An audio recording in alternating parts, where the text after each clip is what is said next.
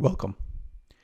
In this video, I'm going to do a case study of capacity planning. The specific scenario that we're going to deal with is where we are planning for the next 3 months of projects. We have 2 different projects our teams are working on, and there are 6 different employees working on our team. They have 2 different skill sets. What we're trying to achieve in this capacity planning is to know exactly how much is the capacity of the team in terms of the number of hours, given that different resources or employees may have different work hours and they can take vacation, they may be company holidays. So given all that, we want to understand and calculate how much is the total capacity of the team so that this can be used when you are setting expectations with your customers or stakeholders. How much can this team achieve in the 3 months? You will be able to clearly say this is the capacity of my team. Second is the cost. How much is it going to cost if there is an hourly rate for these resources? How much is it going to cost over this 3 months? Given a certain amount of demand of project that this team needs to execute, what is the utilization rate for each of the resources? Are the demand properly distributed across your resources, or is one resource overutilized whereas the other resource may be underutilized? Finally, the overall objective is to make sure that all the projects that have been given can be completed. So we will be able to say all the specific resources assigned to these projects can complete those projects within this time. In this video, I'm going to show you a step-by-step demo of entering this data into Excel and actually use a template to automate all these calculations. And I'll also be explaining how you can modify the capacity and the demand in order to achieve the utilization rate objective that you may have. Now, let's get started. So now I have the template open. So I'm going to go into the settings because first we need to record the holidays that our project team or the company will have during this window. So for this example, I'm going to take April to June, so 3-month window. So let's say there are a couple of holidays during this window. So I will have to enter them here. Let's say April 9th and 14th May, a couple of random dates there. So this means that there should not be any capacity available from the resources on the team to actually work during those 2 days. And then we can enter the list of projects. In our example, we're going to have 2 projects. So just to keep it simple, I'm going to just name them as project 1 and project 2. And then let's say we have 2 different types of skills involved in our project. So I'm going to just keep it again simple. Let's say the first one is project management and the second one is software development. So in this case, the team will have people who have these skills. Then let's look at the resource list. So this is the list of team members who will be working on these 2 projects. So I'm going to again give some easy to follow names to say developer 1, developer 2, and then let's say we have another project planner, and then we have a couple more developers. Okay, so we have 6 resources having 2 different skills and 2 projects, and then there are a couple of holidays. Now let's go and enter the capacity information for this team. In the capacity, we can have the same resource being able to do different skill sets, right? So it's important that we say, okay, project planner 1 has project management skill and will be working on project 1 from a certain date to a certain date. So let's say I say April 1st to June 30th. So that's the total window of time. And how much time will this person be available to work every weekday? And so I'm going to choose Monday to Friday. This person will be available 8 hours every day to work. And you'll see now that for the entire period of 1st to 30th, the capacity is 504 hours. And let's say the cost for this resource is 12. Again, the currency can be anything. So let's just, for the sake of this demo, I will say dollars.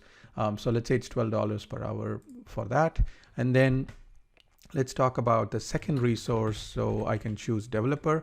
I can also go in and actually choose from the drop down. Developer 1 is going to do software development in project 1.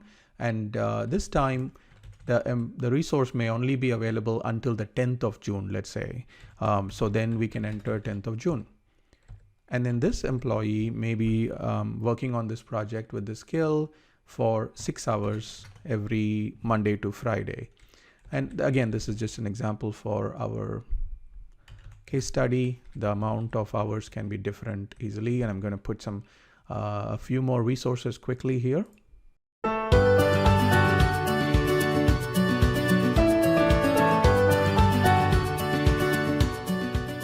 So now I have entered all the 6 resources and I've assigned them to different projects with different skills, and I've given the start and end date for each of their assignments. And this is what we're defining as capacity. This is the availability of these resources during these specific dates, and how many hours will they be working every single workday or weekday. Now, the other part of providing input on capacity is if the employees take any vacation or overtime. So we're going to enter that next. So we're going to enter, let's say project planner 1 is planning to take, is doing project management work and as part of project 1.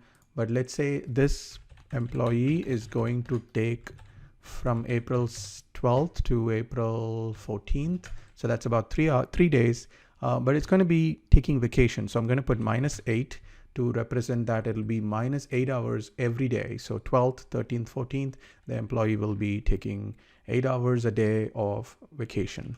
And then let's say then we have another employee who could be taking, let's say working on project 2, project planner 2 is going to now take only 1 day of vacation. So let's say it is 21st of May. So I'm going to go ahead and enter. So this employee is going to take vacation on this day. So I'm going to put -7. And that's because if you remember that the project planner 2 works only 7 hours every day. So I'm just going to say 7 hours. Again, if the employee has taken half a day, then I can enter accordingly, but I'm just going to assume that the employee is taking the whole day off. And then finally, if the same employee is going to come back and actually make up for the lost time by doing overtime on another day on the same project. So let's say May 25th, this employee is going to come back and doing overtime. So work 7 hours on another day, which is a holiday or a weekend, and then makes up for the time. So this is the vacation and overtime taken by the resources that we have during the window of time for these projects. Now that we have entered the capacity and the vacation overtime, let's talk about our first objective, which is to clearly know how much capacity we have as a team, right? So before we get the calculations refreshed, we need to go to the data sheet and data tab and then hit refresh all. Now this updates our calculations. So when I go back here into the dashboard, now you will see that there is total capacity 2,337 hours. And again, don't worry about the other parts of this dashboard because we have only entered capacity data so far. So let's focus only on the capacity hours and then the capacity cost. So what the dashboard is saying is the total number of hours all the 6 resources for the 2 projects have available during this 3-month window is 2,337 hours. And the total it is going to cost you to pay these resources for this time is $23,994. Okay. Now, when we break it down by project, you can see that project 2 will have a little bit more capacity at 1,185 hours. Project 1 will have 1,152. Similarly, we can see software development has a lot more capacity than project management. And then at the resource level, how many hours each person will have. So that's what this is saying. And when we go to the calendar sheet, this actually can tell us the capacity by day.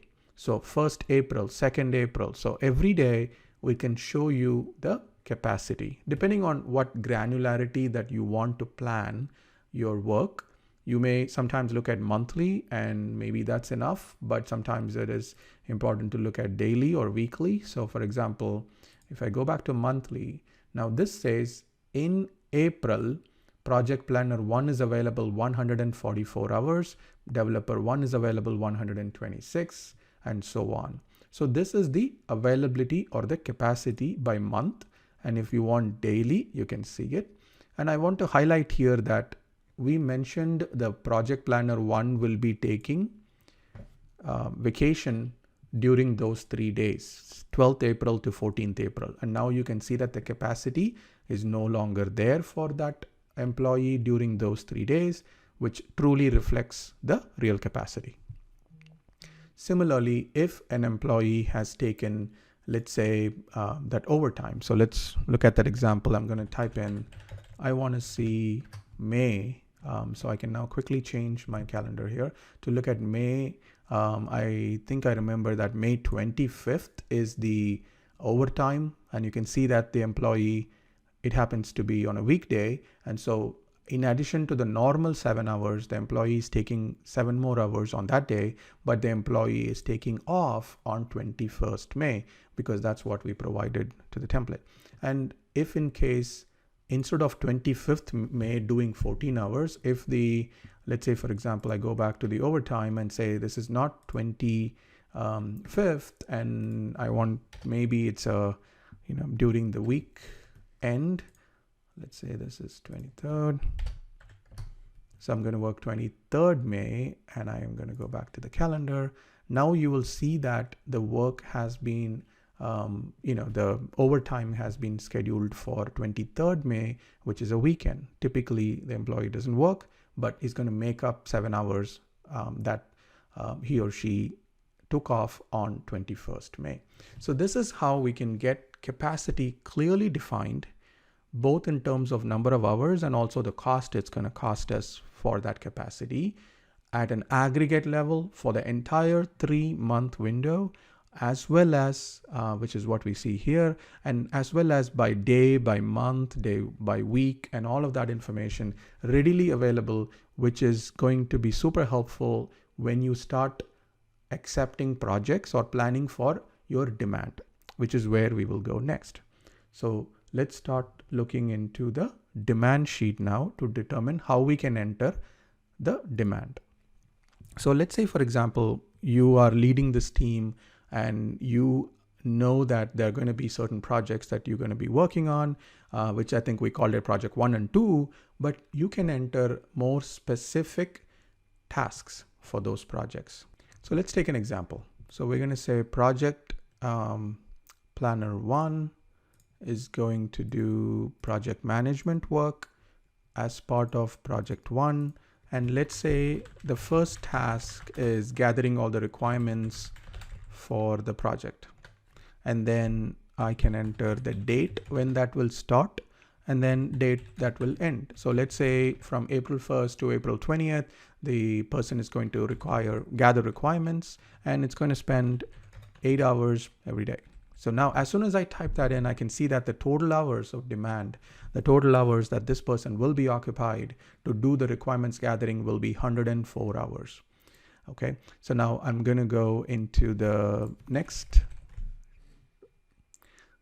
row and I can type in again, project planner 1 is going to do project management work again, and it's going to be again for project 1, but this time they've already gathered the requirements, so I'm going to call it requirements finalization. And again, these are random data that I'm entering, so these are not really, these may not make a lot of sense, like why does it take so long for gathering and finalization, but I hope that you get the point that you can enter any tasks. So it can be very granular, it can be very aggregated. So far we are entering aggregated large date range type of demand. So by that I mean you're saying from April 1st to 20th, the employee will be working on this task, requirements gathering. From 21st April to 19th May, we'll be working on requirements finalization, which is again, one task which is spread out over a long window of time here across 160 hours that's going to be spent in just doing the requirements finalization. So let me just continue and then enter one more task for this employee before we get to the final closing of that project for that employee. So let's say implementation goes from May 20th all the way to June 29th. And I'm going to keep it simple. It's going to take 8 hours again. But again, if you have different hours, you can enter them as well. Now, let's say June 29th, everything has been implemented or everything has been completed. And then I want to give an example of how you can enter one single day, because you can enter task at a very granular level. So let's say, for example, go live is a very specific task and it's going to happen on 30th of June, only one day. So 30th of June. And I know that it's a Wednesday because I've already looked at it, but whichever day of the week is, so I can go in and say 8 hours on that day. So what this is doing is I'm assigning a very specific task on a specific day to a resource, to a project, doing a certain skill. So this is how I can enter tasks which are spread across multiple weeks, or I can enter very specific date. And also you would have noticed that one resource, we are entering multiple tasks. So you can enter any number of tasks for that resource. So with this example, now I'm going to go ahead and enter some more tasks, which I've already copied, prepared. So I'm just going to go ahead and paste it. The best way to paste this would be go into the cell below the end of the table, right click, and then paste as values. And so now this is going to go ahead and paste those additional information that I've done. So just to go over what I've entered here, developer 1 is going to do these tasks, right? So developer 1 is going to develop the structure from April 1st to 17th April, then we'll prepare the code version 1, 18th April to 4th May. And then from 5th May to 10th June, the developer is going to do 2 tasks parallelly. So is going to do code revision and documentation parallelly. So how does that work? The employee will be doing code revision 4.5 hours every day, but 2 hours will be spending on documentation every day. So by that way, this is to illustrate that an employee, a resource, can do multiple tasks in parallel. It doesn't have to be a serial task to task, but it can be multiple tasks on the same day. Okay, so similarly, we have developer 2, project planner 2, developer 3, developer 4. They all have been assigned a certain amount of tasks. So this is the demand portion. So now that we have entered the demand also, it's time to go and look at our dashboard now. Once again, any new data that have been added or modified, I'm going to go and hit refresh so that the dashboard will get all the new information. So now let's look at this. So here it says 2,337 hours of capacity. At the top, you'll see that there are 2 projects that we are working on. We know that 2 skills, 6 resources, and 2,337 hours of capacity and 2,228 hours of demand. So we have a surplus of capacity. So our utilization rate is at 95%. Similarly, on the cost side, we can see that the demand costs this much. We have a little bit of surplus from a dollar perspective, and the utilization of our cost or the money is 97% planned. Great. This is the aggregate level of overview of the entire portfolio here to say we have enough to meet the capacity. This is good news. But you also see that there is on the top overutilized 2 resources, underutilized 2 resources. So this is a very important point to consider. Overall, you may have enough capacity, but when you go at a resource level, there are 2 resources who are being stretched too much. They have been over-assigned the tasks. So we need to figure out who and what we need to do. And that's going to be the focus of the rest of the video. So we we can look at in this dashboard a project level breakdown and say both projects have extra capacity. So within each project, there is good enough capacity overall. But we know that not all the employees may have the same skill set, right? So when we look at skill set, software development skill set, we have enough. Project management, we have enough. So why are there two resources who are overutilized? So in order for us to understand that, we look at the bottom section here, which says developer 1 has capacity of 294 hours, but has been assigned tasks worth 318.5 hours, so which is 24.5 hours overutilized. Project planner 1 has been overutilized by 24 hours. So this is why the dashboard says that we have a overutilization problem with these two resources. On the other hand, there are two resources who have extra capacity, developer 2 and project planner 2. And you may ask, like, what is going on with the other two resources who are not listed here? They are not listed there because they have capacity and demand equal, which means that they are balanced and they're 100% utilization rate. And that's why they don't end up in here in this section of deficit or surplus. So now that is what the dashboard is telling us about our portfolio scenario right now, given the capacity and demand. Now, for this video point of view, I'm going to assume that underutilization is okay, meaning we're going to focus on overutilization. If you have assigned somebody more than what they're capable of, we need to address that because that's not realistic. So we're going to focus on that problem. I know that in certain scenarios, even underutilization is a problem because, for example, developer 2 has 126 hours of time that's available. So that could be taken into account as a negative because that's money being spent without enough demand to be done. But we can cover that in a separate video, how we can handle that.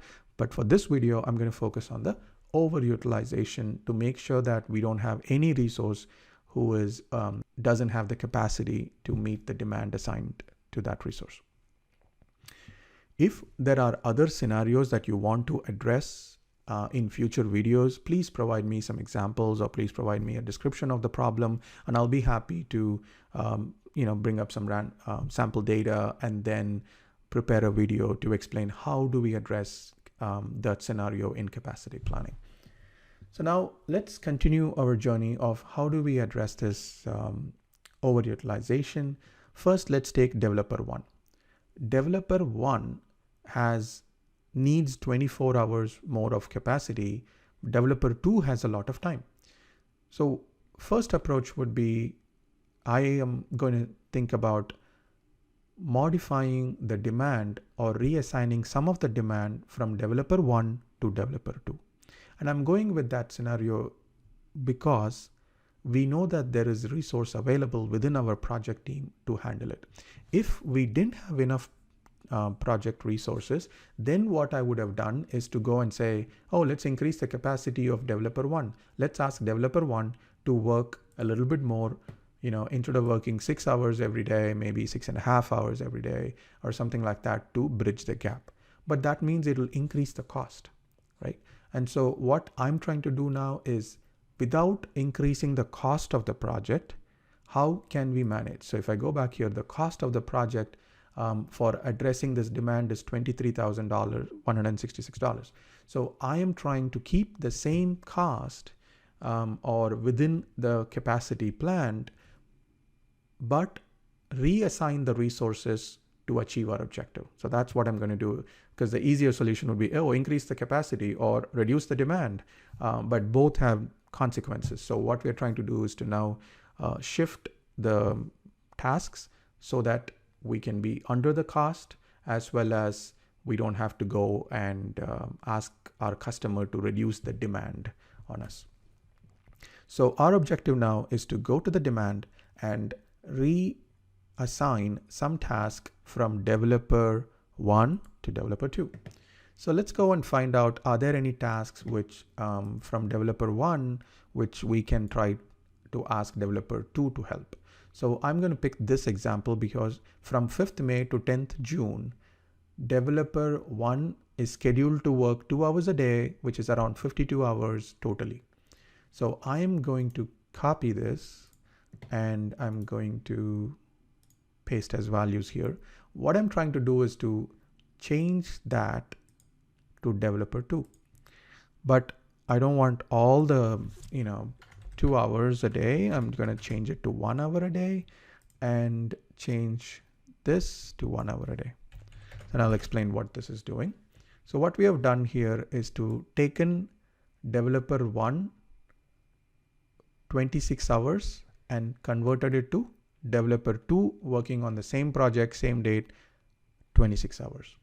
So it's basically shifting 26 hours of demand from developer 1 to developer 2. So that was pretty straightforward because developer 1 and developer 2 both have been assigned to work on project 1. So if I go back to the capacity sheet, you will see that developer 1 and developer 2 both have already been assigned as capacity to work on project 1. So now all I did was just shifted the demand of 26 hours. So I'm going to refresh, and now let's go and take a look at the dashboard again. And now you will see that developer 1 is no longer overutilized. Developer 1 still has 1.5 hours extra work that he or she can do, but they're no longer overutilized. So that's the first reallocation that we have done to address the overutilization. The second scenario that we're going to do is, what do we do about Project Planner 1? Project Planner 1 has 24 hours overutilization, but remember that Project Planner 1 is working on Project 1, and Project 1 doesn't have any other project management resource. You can see here that Project 1 has project management and software development resources, but there are 2 developers, but only 1 project management resource. So what this means is that now you have to go outside your project to go and find a project management help, or you need to ask one of your developers to help you with project management because you're already assigned to the same project. So let's go to the dashboard again to see developer 2 still has 100 hours of time available. And developer 2 is already working on project 1. So he or she may already know certain things and maybe can help out the project planner in the same project. So let's see how we can enter that in this template to address that. So I'm going to go to the demand sheet, and just to reiterate, we're going to have project planner work. We want to move it to developer 2. So I'm going to just first copy paste, and I'm going to change this to developer 2. And now we need to think about how much time that this person needs to work on. And remember that in the dashboard, we can see 24 hours of, so we need to move around 24 plus hours from project planner 1 to developer 2. So what I'm going to do now is to just type in, let's say 2 hours every day in this window, and that happens to be around 26 hours. So that should be okay, but we need to make sure that we remember to reduce the demand on project planner 1 by the same amount. So instead of 8 hours every day, I'm going to put 6 hours every day during April 1st to 20th, and that reduces the demand for project planner 1. And now we have increased the demand on developer 2. So before we actually refresh the data and everything, one thing we have to remember is that this developer 2 was never asked to work on project 1 as when we did the capacity. So it's important that we enter a record that says that this person can work on project management. So I'm going to go here and just enter developer 2 can do project management for project 1, and we'll just use the same dates, or you can use the dates during which the person is actually going to do it. So 1st April to 20th April, you can do so, or you can just enter 30th June, doesn't matter. In this context, the developer can now do project management work. That's what it is. We're not going to enter any amount capacity assigned. It's not required. I'll cover that a little bit later in this video. For now, all we need to make sure is that the developer 2 can do project management skill work for project 1. And we've already entered the demand, so I'm going to hit refresh all. And now we're going to go and see the dashboard. So now in the dashboard, when we look at all the projects, there is no overutilization anymore. This is great because we are still keeping, within like 95% utilization in terms of number of hours, 95% utilization in terms of cost, and we are still able to have everything handled in terms of demand. So we have enough capacity to meet the demand. Now let's look at one project at a time.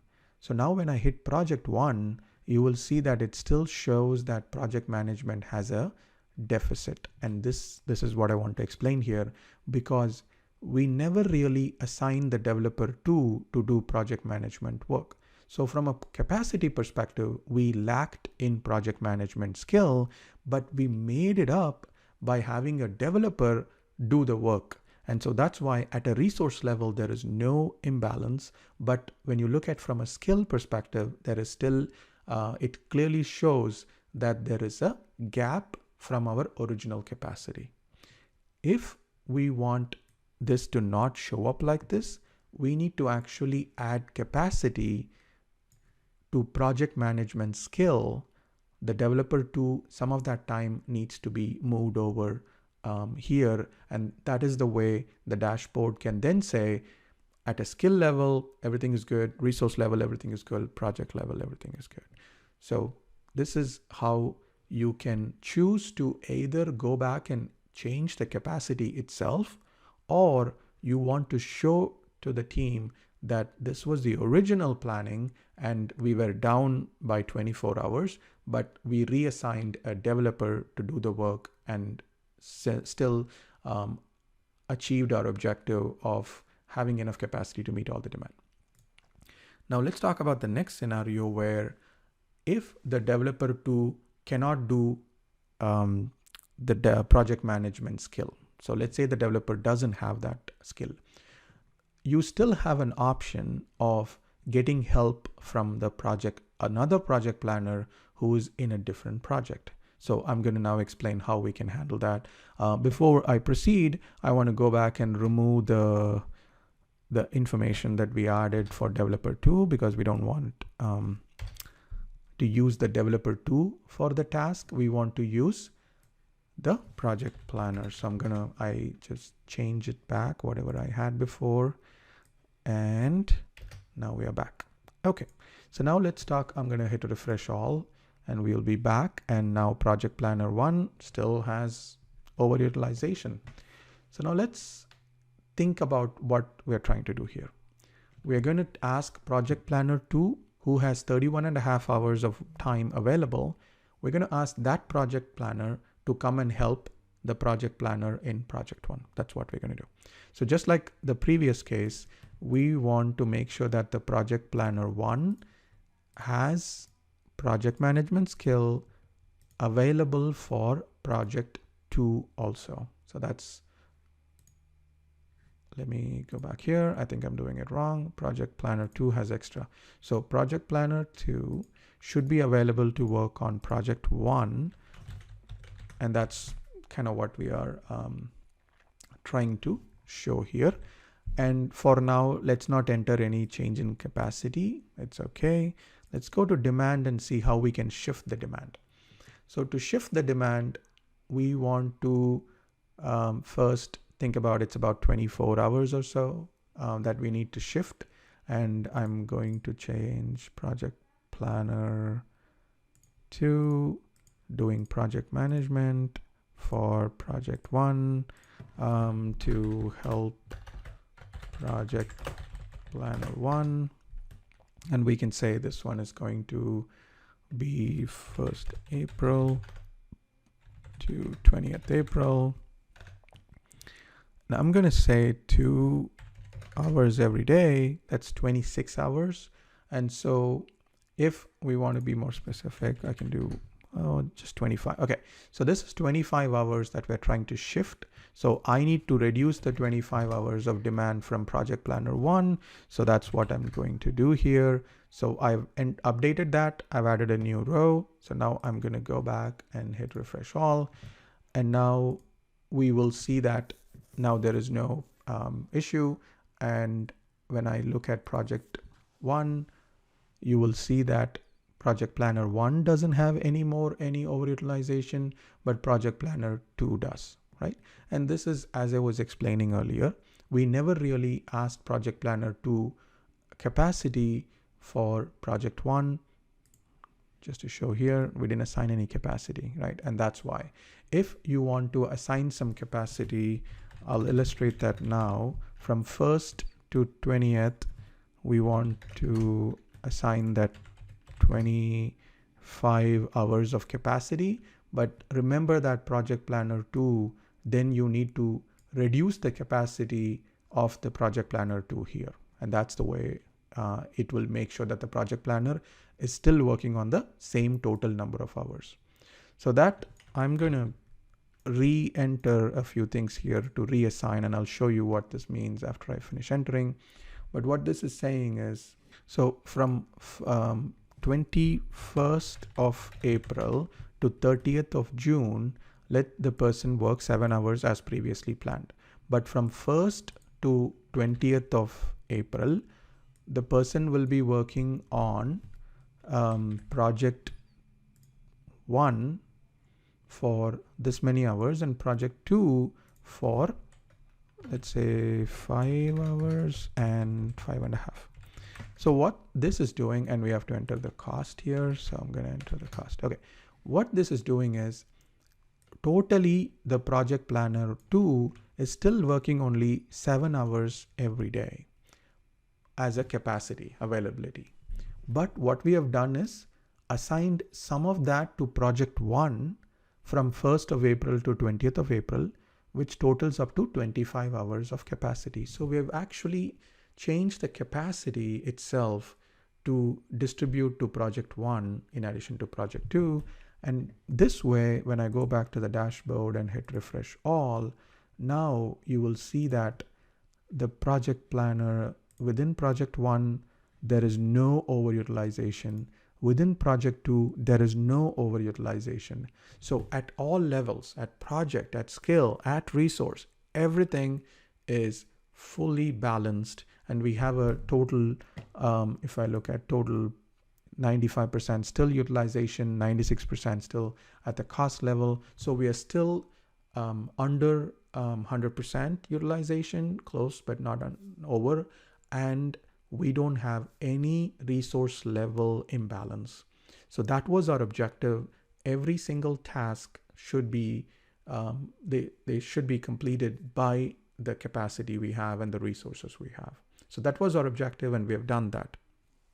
Now, we used a period of 3 months, and when we entered the capacity and the demand, we were entering 3 months, but you can enter any date range, and then the calculation will automatically accommodate the date range that you're entering.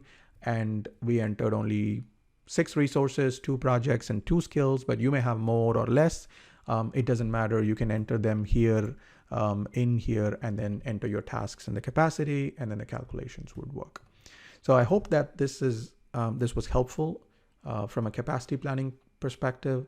When you have a scenario when the total capacity is enough, but then at the resource level, reallocation is important for you to meet your objective at the resource level, then hopefully this helps. If you have other scenarios that you would like me to cover, how to address, I will be very happy to hear from you so I can prepare another video to address that. We use this template, a resource capacity planner, which is available on our website, inzara.com. I'll be providing a link in the video description below.